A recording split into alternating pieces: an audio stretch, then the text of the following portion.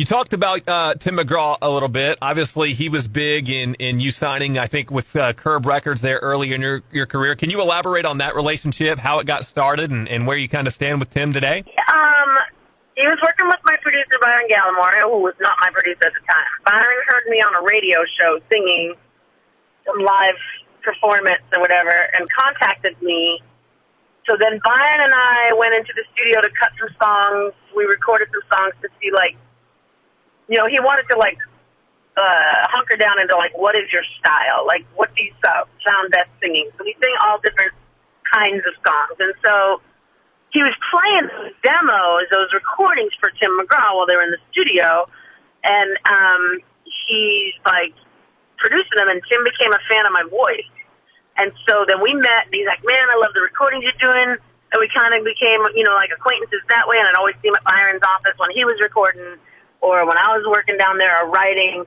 And we just became friends. And so after he had success with Indian Outlaw, 300 years ago, he's like, I'd like to help Jody. I'd like to produce the stuff that you're doing with her. And so he came in to co-produce my records. You'd end up singing together on some songs, including Bring On the Rain, a duet with Tim that came out in 2001 and became a #1 hit for you. Beautiful song. Thank you. Yeah.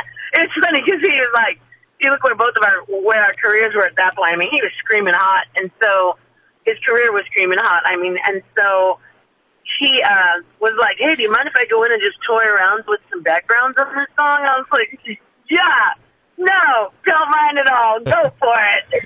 So, and then it became what it is now. So I was so grateful he did that. I wish we had time to talk about all of your songs, but you've done so many great things throughout your career. 9 #1 hits. Do you have a favorite song personally, Jody? No, but my honorable mention would be I Give It Ham's Busted, and I mentioned that because it was written by Joe Diffie. Oh. And it was written and recorded by him before I recorded it. And his label at the time was like, no, we're not going to release this. And so it ended up being an album cut. And somebody's like, man, we really love this song and think that someone should release it. And so they played it for me, and I recorded it. We did, non-explicit versions and whatever. I don't know. And then we did a couple versions of the song, and it came out as a huge success for me. And I will forever be grateful because that was another resurgence of my career. That song was another, okay, here she is again, And so I will forever be grateful to Joe Diffie and his amazing songwriting ability. I'm not sure I ever knew that was written by Joe Diffie. That's interesting. Wow. Yep. Yeah. Like the rest of us, I'm sure you were stunned by his passing, and this has been a tough year for that. Charlie Daniels, Kenny Rogers, John Prine. Yeah. I mean, it's just been, yeah. I can't have no words. I have no words. It's sad. All the lights are going out, No doubt. Those greats have gone on to be with the Lord, which brings me to your latest project from a couple years back. It's a song called Reckless Love, and this one leads a little more to the religious side of things, doesn't it? My life has come through so many different seasons, and now when about 8 years ago, I came to know Jesus. And God, and I spent a lot of time in His Word and prayer and worship and all that stuff. And I had heard this song. It was recorded and written by a guy named Corey Asbury, everybody knows him in the Christian world, but not many people knew of the song outside of that realm. And I was like, the people that really need this message are the ones that have never heard it, are the ones that don't know there really is a God and that He loves you with a love that we will never be able to comprehend because we don't have to earn it. He just loves us because He loves us. And so that's why I recorded that song in hopes that someone would be brave enough to hear it for that one person out there that may actually need to hear that message. And so that's what happened with that song. And I'm in the studio right now working on some new stuff, which is why my voice is a little hoarse because, man, we sang the dog out of some stuff last week. But we're still singing, just keep checking in because we're going to be posting stuff online and just releasing them bit by bit right now. Was there a singular event that kind of caused you to go this path in your career? Was there something that happened that opened your eyes and thought, yeah, I need to record this song? Well, it never comes across in words the way it was actually experienced, but there was a point when my mother became ill, my marriage was falling apart, my career was at a standstill, everything I built my life on the things of the world, your family, your career, your marriage, your kids, your this, your that, had all been peeled away.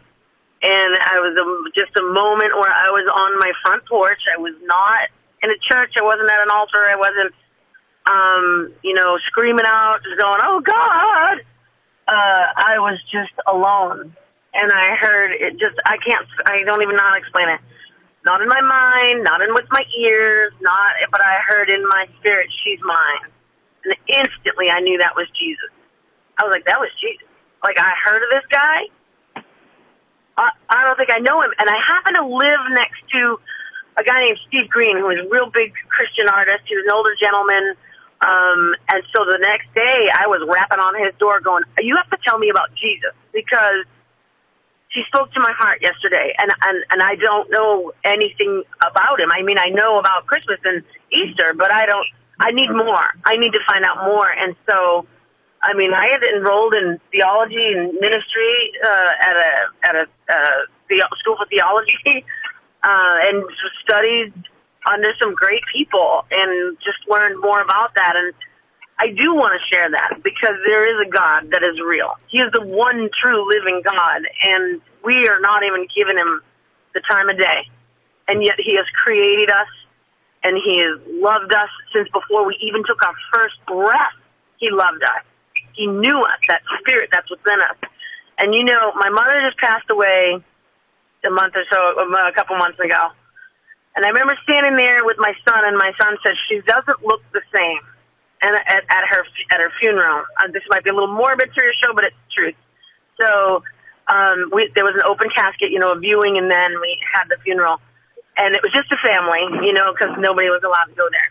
And my son said, "She doesn't even look the same." And I said, "Because that life is gone from her, and that's just her body." And when you have a cancer diagnosis, or you face death, or lose a loved one, I think it brings about the real separation of the body, of who we are here on earth, and the spirit of which God created, that is in each and every one of us.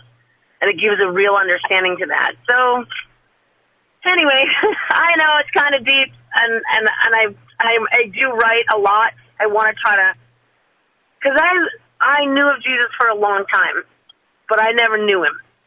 I didn't know I heard his voice, or when I heard his voice. I didn't know what his voice sounded like. It's not like my voice to you, like, la, la, la. It's just an impression in your spirit.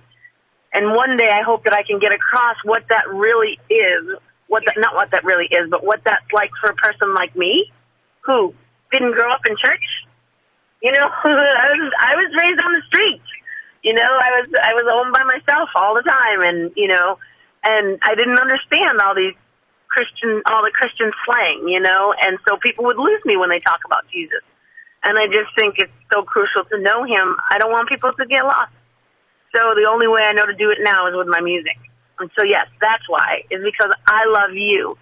You know what I mean? I love you, Glenn. I want you to know that he's there, and he loves you. Jody, that was awesome. And anytime anybody wants to talk about Jesus on my show, I'm going to let them do that, because the world needs more Jesus right now and all the time. So thank you for opening up about that. Sure. Thank you. And he loves you, man, more than you know. And I love him. I love him. Oh, yay. Jody Messina, I know you got to run. You've got other interviews to get to. I do. I appreciate your time so much. Thank you for coming on the show, and God bless. Thank you, love. We'll see you.